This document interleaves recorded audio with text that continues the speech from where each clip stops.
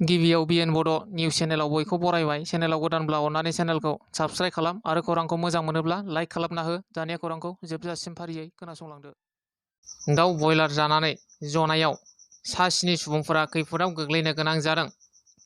दाउ बयलार जानायनि उनाव खिनाय, गोबानाय, उदै सानाय आरो लोमजानाय बेरामाव गोग्लैनो गोनां जादों। फोरमायथिनाय बादिब्ला फिसाजो, बिजामादै आरो फिसौफोर जयैनो आलासि जाफैनानै बयलार बेदरजों बोथिसे ओंखाम जानो साननानै जनाय बाजारनिफ्राय बेदरखौ लाबोदोंमोन आरो सानजौफु 2 रिंगासोआव बेदरखौ जादोंमोन। बेनि उनावनो लासै लासै खिनाय, गोबानाय, लोमजानाय आरो उदै सानाय बेरामाव गोग्लैनो गोनां जादों। उनाव गोब्राब जानायलाय देहा फाहामसालियाव थिसननो गोनां जायो। बेदर जानायनि थाखाय बेरामाव गोग्लैनाय सा 7नि मादाव 4आनो उन्दै गथ'सामोन।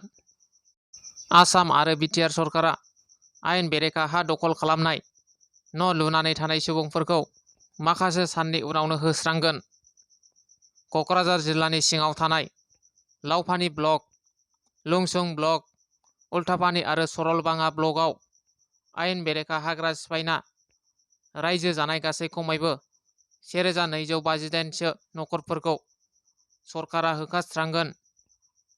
मख'नो गोनांदि बे जायगायाव थाफैनाय सुबुंफोरा नागालेन्ड आरो खाथि खाला जिल्लाफोरनिफ्राय थाफैना बे जायगायाव रायजो जाफैदों। गुबैयै बे ओनसोलाव बर', राभा, आदिबासि आरो नेपालि सुबुंफोरा आयेन बेरेखायै बे जायगायाव रायजो जागासिनो दं। हाग्रा बिफाननिफ्राय दान मोननै सिगाङावनो बे जायगाखौ नागारना थांनो थाखाय बिथोन होखादोंमोन होनना फोरमायो हल्थुगाव डिभिजननि फरेस्टनि डिएफअ बिथां जयन्त ब्रह्मआ। जानो गोनां इभेक्सननि थाखाय नांगौबादि साखाफारा जाखाबाय होननानै फोरमायबावदों डिएफअ जयन्त ब्रह्म बिथाङा। आसामनि गिबि मन्थ्रि डक्टर हिमन्त बिश्व शर्माया रायजो राजाफोरनि थाखाय मोनगु गोनांथार आसनिफोर फोसावदों। अरुणोदय आसनिनिफ्राय लानानै रेशन कार्डसिम मुलाम्फा गोनां बिथांखिफोरखौ फोसावदों।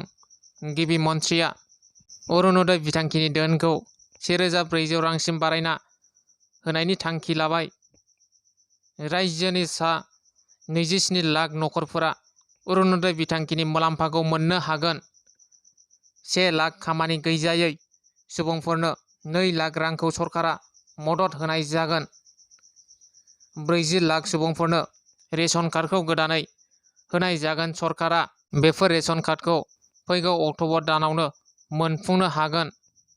गिबि मन्थ्रिया फोसावदों रेशन कार्ड थानाय सुबुङा 5 लाख रांखौ देहा फाहामथाय लानायाव मोननो हागोन। सेल्फ हेल्प ग्रुप हानजानि आइजोफोरनोबो 10,000 राङै सरकारनिफ्राय होनाय जागोन होनना फोसावदों। आसामनि गिबि मन्थ्रि डक्टर हिमन्त बिश्व शर्मा बिथाङा गावनि बिबुंथिनि गेजेरजों रायजो राजाफोरनि थाखाय मुलाम्फा गोनां बिथांखिफोरखौ मैया फोसावना होदों। राजखान्थिया आंनि गुबै थांखि नङामोन। आंनि थांखिया आबाद मावनायसोमोन होनना बुंदों बिटिआरनि गाहाय खुंगिरि प्रमद बर'आ। बिथाङा बुंथिबावोदि 30 बोसोर समाजजोंनो दंमोन। फरायसा आफादाव थानाय समनिफ्रायनो समाजजों दंमोन। नाथाय राजखान्थिया आंनि गुबै थांखि नङामोन। हाग्रामा महिलारियासो आंखौ बेसिम लाबोदों। हाग्रामा महिलारिया जुदि मावनो गोनां खामानिखौ मावनायमोनब्ला आं बे जायगायाव थानाय नङामोन। आं आबाद फोथारावसो थागौमोन। आंनि थांखिया फरायसा आफादनिफ्राय बिबान जोबनायनि उनाव गावनि जायगायाव थानानै आबाद मावनाय, समाजनि खामानि मावनाय आरो सोलोंथाइ बिथिङाव खामानि मावनायसोमोन। नाथाय हाग्रामा महिलारियासो आंखौ बे जायगायाव फसंदों होननानै बुंथिदों प्रमद बर'आ। लोगोसे प्रमद बर'आ बुंथिबावोदि हाग्रामा महिलारि आरो बिथांनि हानजाया उन्दुनायनिफ्राय सिखारजासे खालि रांखौल' नुयो।